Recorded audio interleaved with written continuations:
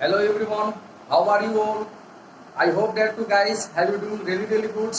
And yes, welcome back to my YouTube channel, AK Gupta Commerce Classes. First of all, subscribe my YouTube channel yet. If not, go subscribe right now and do not forget to press the bell icon. Dear students, आज मैं आपको financial account का एक बहुत ही important topic पढ़ाने वाला हूँ जिसका नाम है हायर परचेज सिस्टम।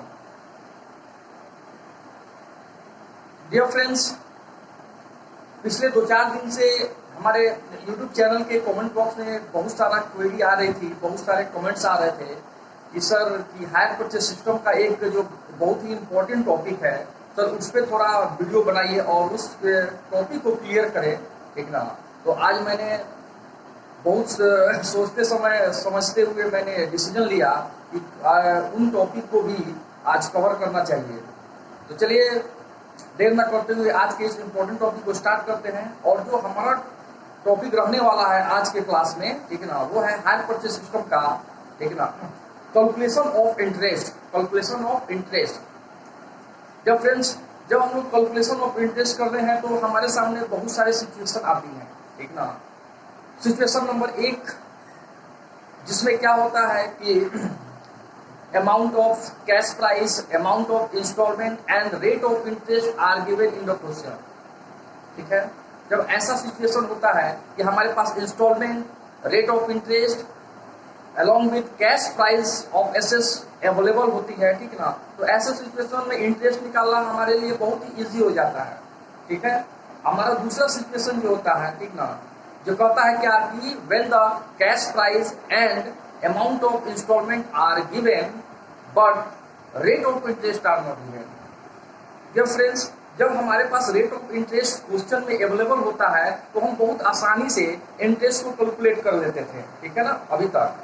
लेकिन जब हमारे पास इंटरेस्ट नहीं रहता है, रेट ऑफ इंटरेस्ट नहीं अवेलेबल रहता है, तो हमें वहां पे थोड़ा सा प्रॉब्लम का सामना करना पड़ता है, परेशानियों का सामना करना पड़ता है। तो उसी परेशानियों को दूर करने के लिए आज हम आप सभी पार्ट 1 के स्टूडेंट के लिए, ठीक ना, बॉयज एंड गर्ल्स के लिए एक स्पेशल टॉपिक पे वीडियो बना रहा हूँ, ठीक ना, जिसका नाम है हायर परचेज सिस्टम। तो चलिए इस इंपॉर्टेंट टॉपिक को हम स्टार्ट करते हैं। सिचुएशन नंबर 2 जो हमारा रहने वाला है,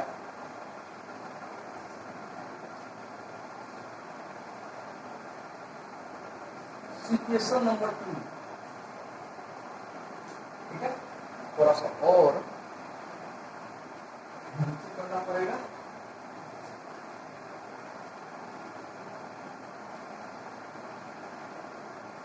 situation number 2,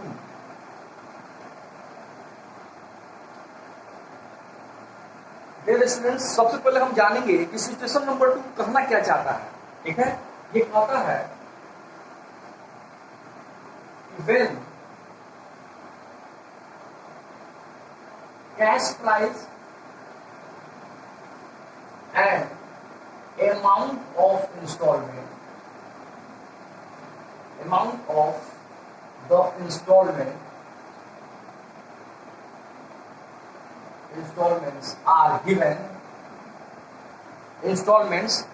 are given but rate of interest are not given।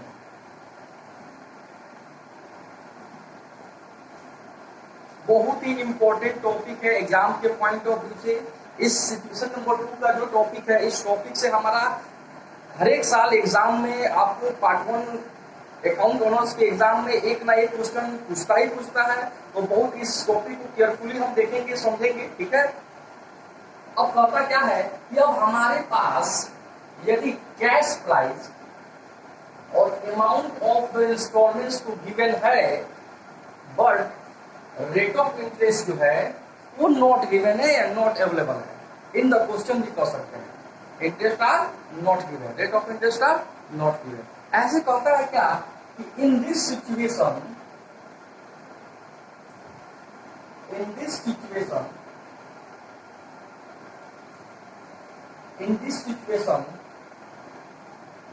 calculating of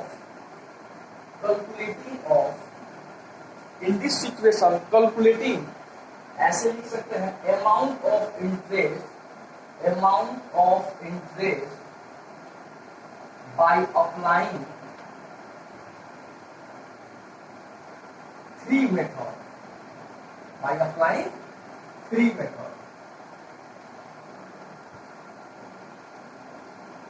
नेमली, जिनके नाम है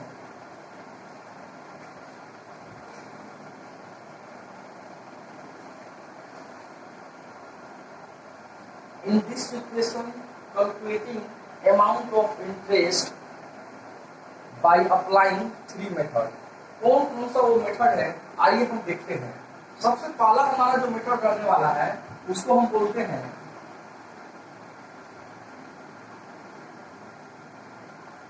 inverse progressive method. Inverse progressive method. दूसरा हमारा जो रहने वाला है उसको हम लोग कहते हैं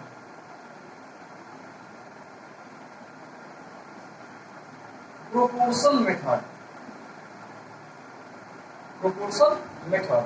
तीसरा जो हमारा मेथड होता है इसके अंदर उसको हम लोग कहते हैं प्रोडक्ट मेथड।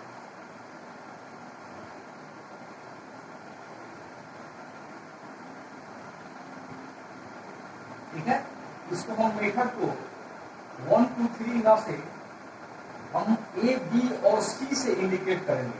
ठीक है, क्योंकि हमारा सिचुएशन नंबर 2 है तो हम मेथड को हम क्या करेंगे, सीरियली ए बी और सी से क्या करेंगे, रिप्रेजेंट करेंगे या इंडिकेट करेंगे। क्लियर है?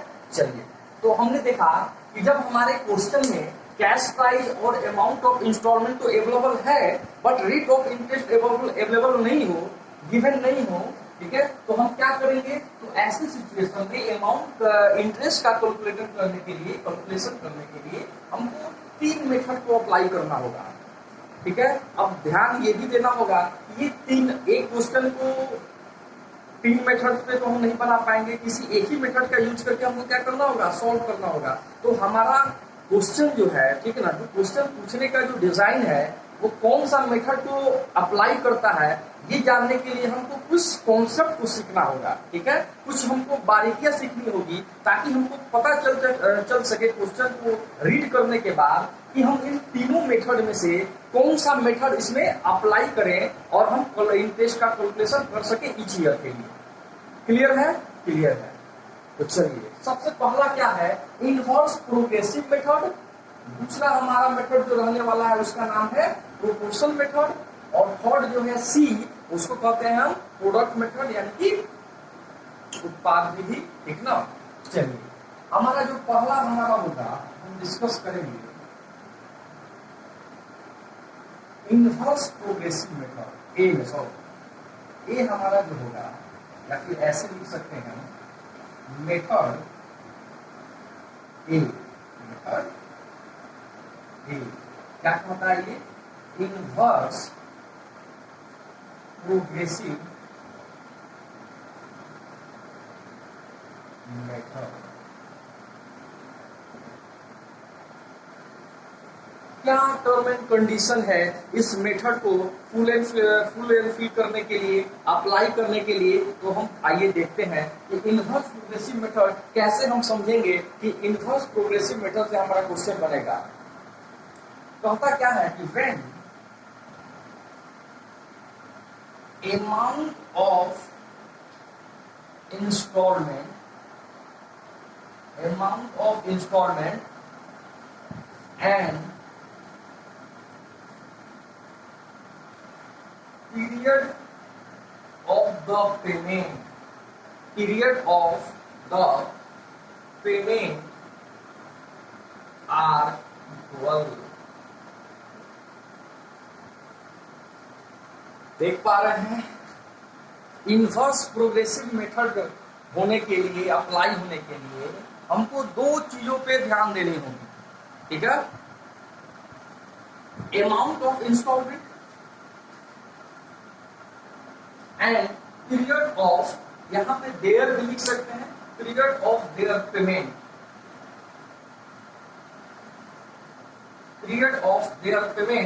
Are equal.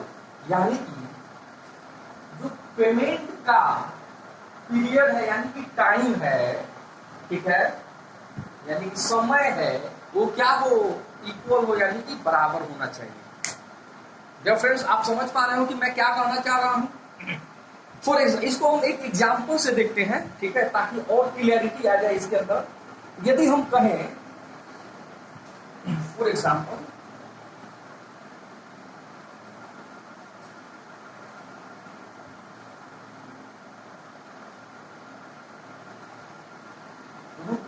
₹10,000,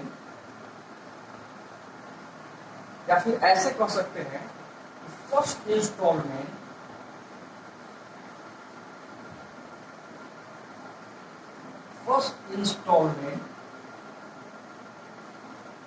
is ₹10,000 at the end of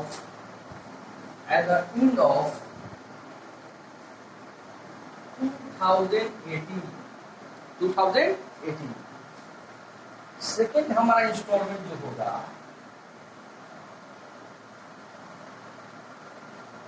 वो ऐसे कह सकता है is ₹10,000 at the end of 2019।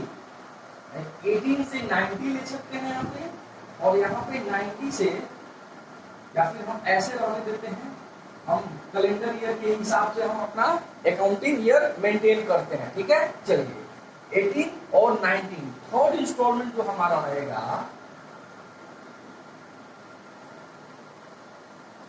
is rupees also 10,000 at the end of 2020।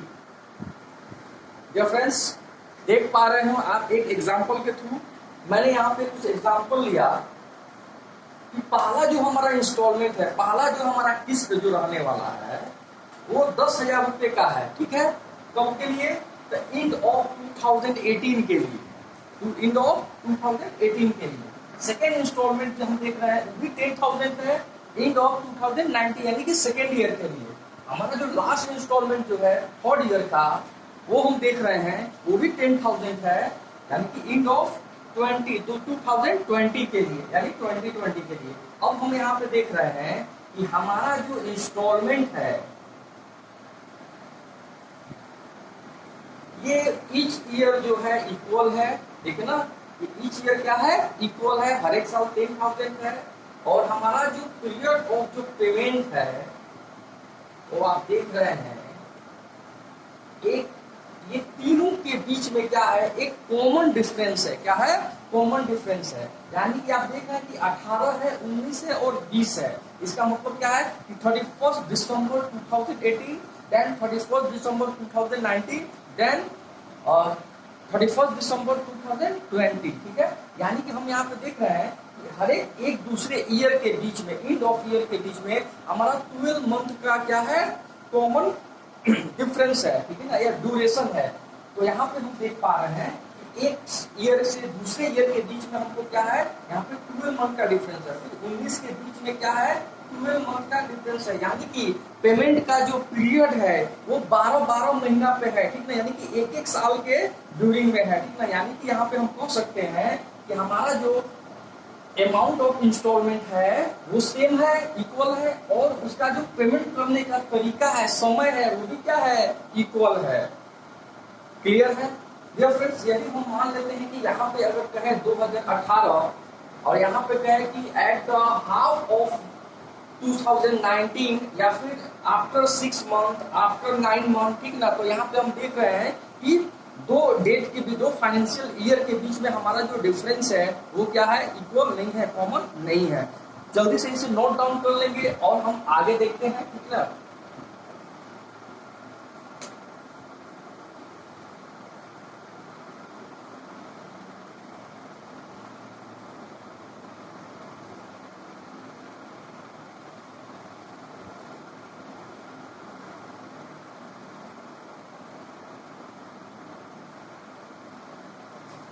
चलिए मैंने यहाँ पे चैप्टर का नाम भी लिख दे रहा हूँ,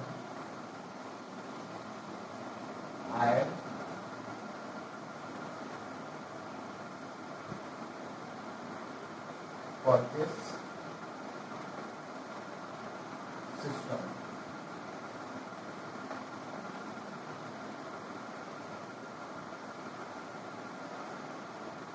हायर परचेस सिस्टम। क्लियर है? आगे क्लीन करें हम। चलिए,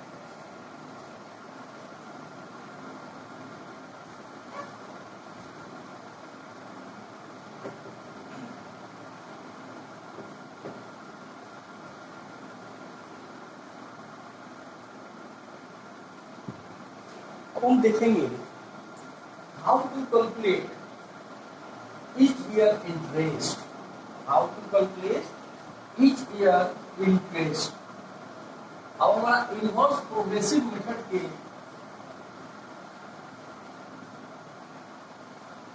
में कैसे हम लोग फाइंड आउट करेंगे each year interest को।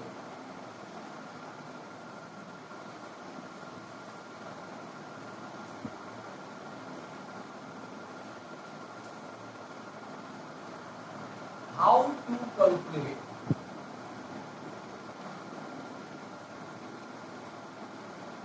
each year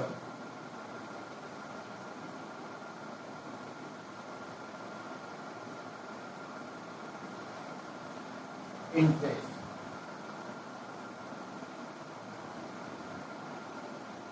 each year interest।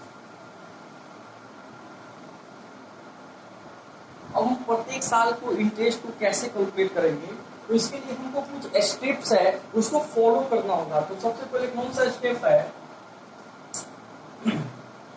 Step number 1।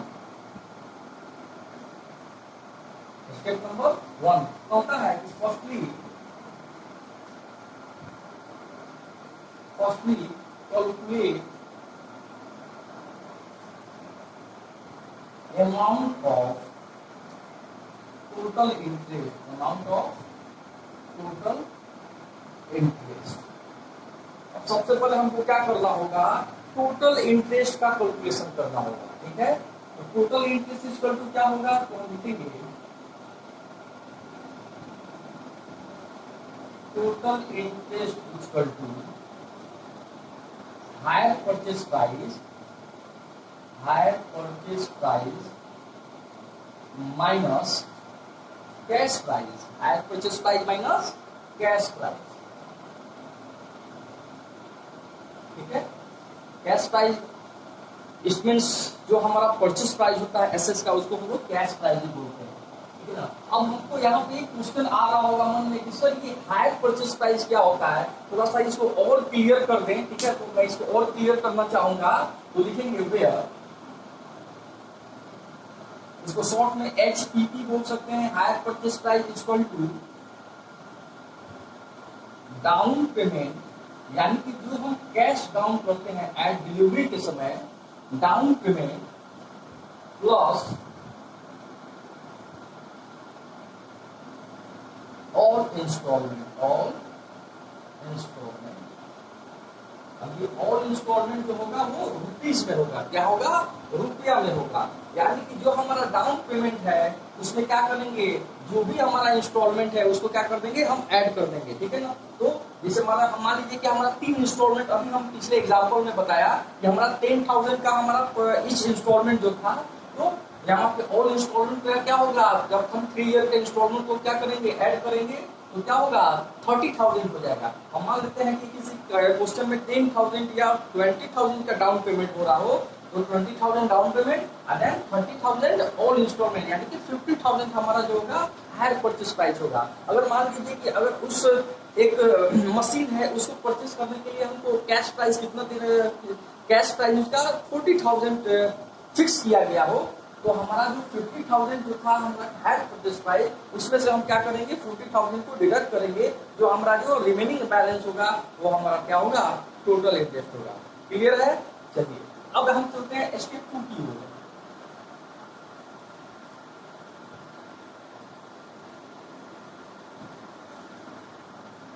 Step 2, calculation of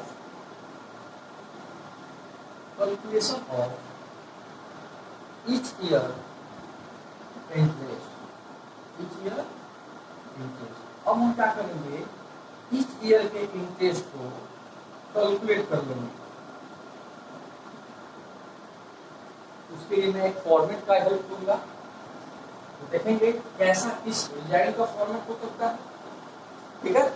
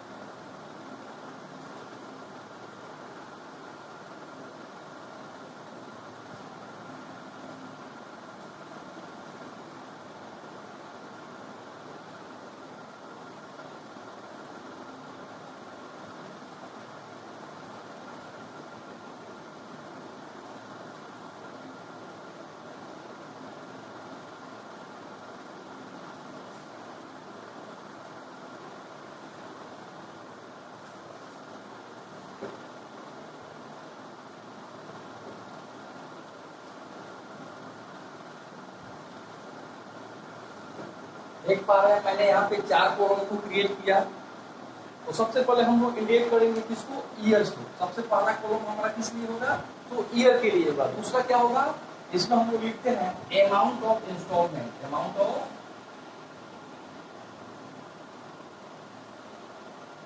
instalment.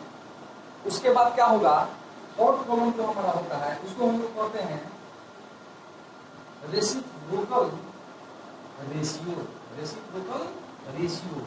यानी कि हम रेशियो को क्या करेंगे, रेसिप्रोकल वैल्यू करेंगे, यानी कि उसको अपोजिट कर दिया जाएगा। ठीक है, यानी कि उसका व्युत्क्रम, यानी कि जो भी हमारा फ्रैक्शन होगा उसको हम क्या करेंगे, रेसिप्रोकल कर देंगे। और यहाँ पे क्या करते हैं हम लोग, इंटरेस्ट, क्या करते हैं, इंटरेस्ट। क्लियर है, चलिए। जैसे मान लीजिए कि यहाँ पे हमारा हम कुछ ईयर को मेंशन करते हैं, 2018, 2019 और 2020। मान लेते हैं कि हमारा क्वेश्चन में 3 ईयर है। ठीक है, अमाउंट जो हमारा इंस्टॉलमेंट का होगा वो 10,000 का होगा। कितने का होगा, ईच इंस्टॉलमेंट मेरा जो होगा वो 10,000 का हम मान लेते हैं, जैसे कि मैंने एग्जांपल में बताया 10,000।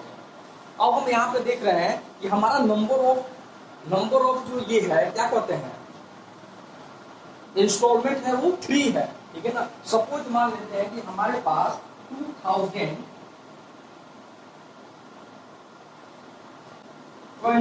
में भी 10,000 का इंस्टॉलमेंट हो, यानी कि हमारे पास कितने इंस्टॉलमेंट है, 4 इंस्टॉलमेंट। कितना, 4 इंस्टॉलमेंट हमारे पास अवेलेबल है।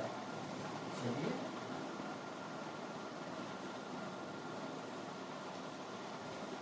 मैंने इसको अंडरलाइन कर दिया, देख पा रहे हैं।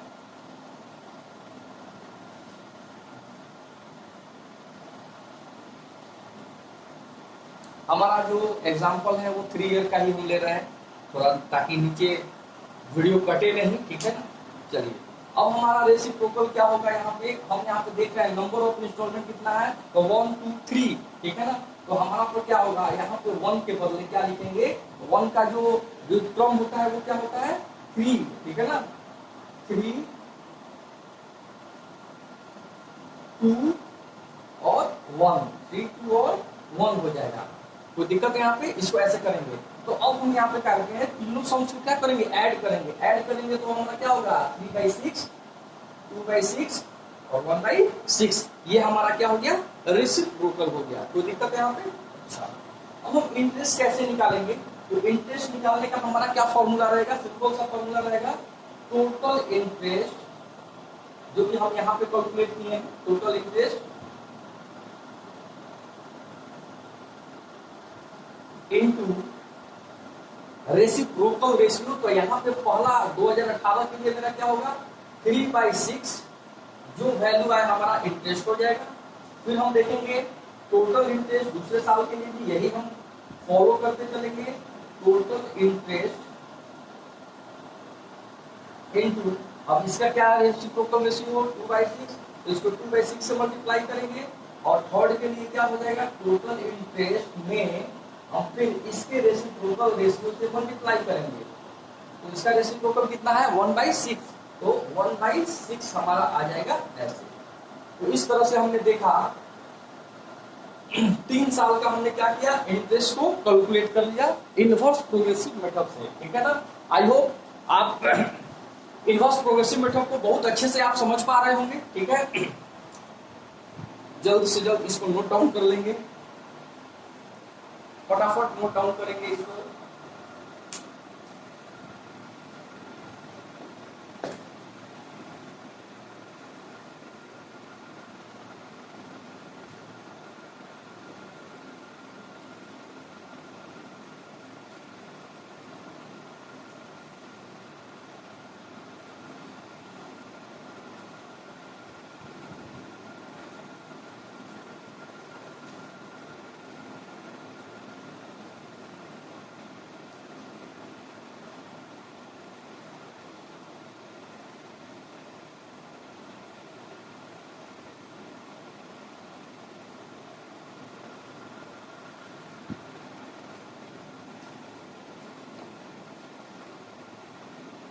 तो चलिए हम सीखते हैं कि कैसे हम इस तरह के क्वेश्चन को सॉल्व करेंगे, ठीक है।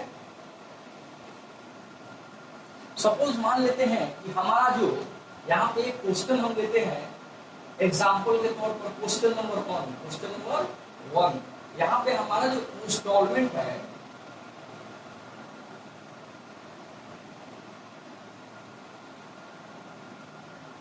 इंस्टॉलमेंट जो हमारा है ₹6,000 ईच ईयर है, कितना है ईच ईयर, कोई दिक्कत, 6,000 ईच ईयर हमारा इंस्टॉलमेंट है, देख पा रहे हो। उसके बाद कह रहा है कि हमारा जो कैश प्राइस जो है, हमारा जो कैश प्राइस जो रहने वाला है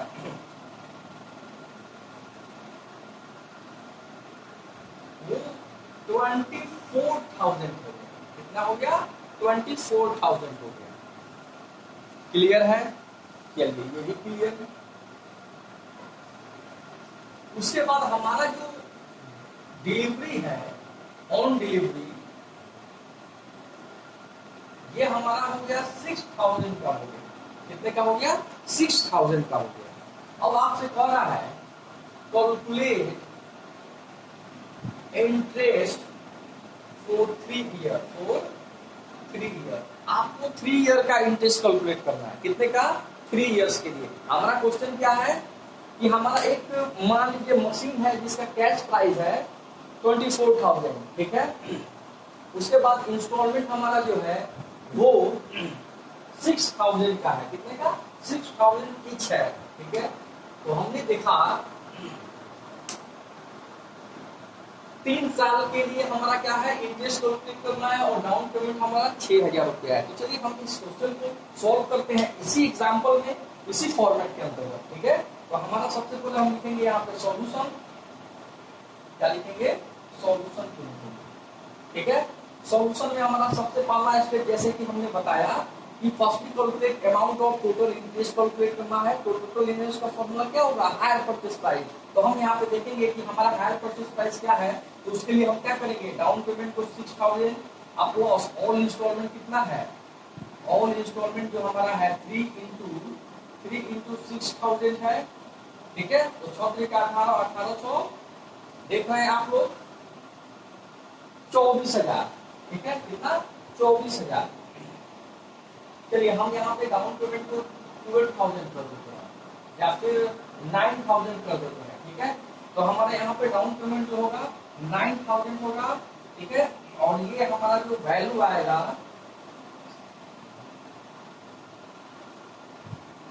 27,000 रुपए का, क्या आ गया 27,000। तो हम यहाँ पे देख पा रहे हैं कि हमारा जो हायर परचेज प्राइस है वो 27,000 है, उसमें से हम माइनस करेंगे किसको कैश प्राइस हमारा कितना है 24, तो 27 में से 24 जाएगा तो 3,000 का हमारा जो रिप्लाई आएगा that is called total interest. चलिए अब हमारा ईयर जो है 2018, 19, 20, अब हम अमाउंट ऑफ इंस्टॉलमेंट को कितना कर देते हैं पहले हम 10 के एग्जाम्पल से समझाए थे था, तो 6000 का यहाँ पे एग्जाम्पल पे 6000। तो अब हमारा रेसिप्रोकल रेशियो क्या होगा, तो 3 इंस्टॉलमेंट है तो 3/6, उसका रेसिप्रोकल 1/6, 2/6 और 1 to 3 का रेसिप्रोकल करेंगे तो क्या होगा 3 to 1। ठीक है, अब इसको क्या करेंगे, उसके सम से सम को क्या करेंगे, डिवाइड करेंगे तो 3/6, 2/6 और 1/6 का एक फ्रैक्शन आ जाएगा। ठीक है, अच्छा अब हमारे पास क्या है, इंटरेस्ट कैलकुलेट करना है। ठीक है, तो इंटरेस्ट कैलकुलेट करने के लिए हम क्या करेंगे, चलिए अब हम टोटल इंटरेस्ट के वैल्यू से मल्टीप्लाई कर देंगे। टोटल इंटरेस्ट के, आई होप आप सबने नोट डाउन कर लिया होगा क्योंकि हमने यहाँ क्लियर कर दिया। चलिए, तो हमारा टोटल इंटरेस्ट था 3000, कितना था 3000 into 3/6, 2/6 and 1/6। अब इसको हम कैलकुलेट करेंगे तो कितना हो जाएगा, 1500 का हो जाएगा, ये 1000 का हो जाएगा और ये 500 का हो जाएगा। अब इसी इंटरेस्ट को क्या करेंगे, जब हम लोग टोटल कर देंगे तो यहाँ पे लिखते हैं टोटल इंटरेस्ट इक्वल टू, सबको ऐड कीजिएगा तो ये टोटल इंटरेस्ट के वैल्यू के इक्वल होना चाहिए। तो ऐसे 2 स्टेप का हम फॉलो करके क्या करेंगे, अब यहाँ पे टोटल इंटरेस्ट निकाल लेंगे बहुत ही इजी तरीका से, जब हमारे पास इंटरेस्ट अवेलेबल नहीं हो तो। ठीक है, तो इसी आधार पे हम इंटरेस्ट का कैलकुलेशन करेंगे। ठीक है ना, हमारे स्टडी मटेरियल में जितने भी क्वेश्चन है उन सभी क्वेश्चन को क्या करेंगे, सॉल्व करेंगे। ठीक है, चलिए जल्द से नोट डाउन कर लेंगे।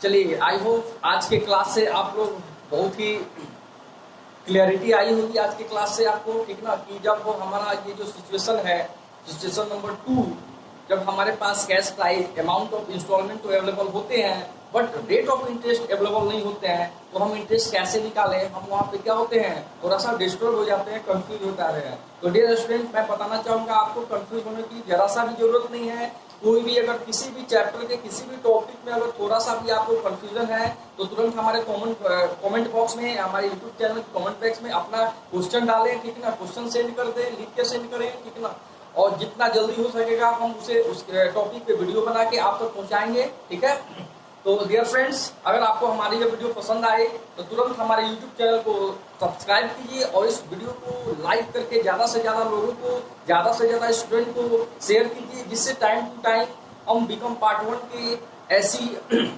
और time to time become part 1 के सभी इंपॉर्टेंट टॉपिक को फुल कॉन्सेप्ट के साथ चैप्टर वाइज हम आप तक पहुँचा सकें। Finally I said that have a good day, keep studying hard with 100% commitment. ठीक है, keep motivating yourself, be have positive, stay home, stay safe in this pandemic situation. I am sure that you become success in any exam. Thank you.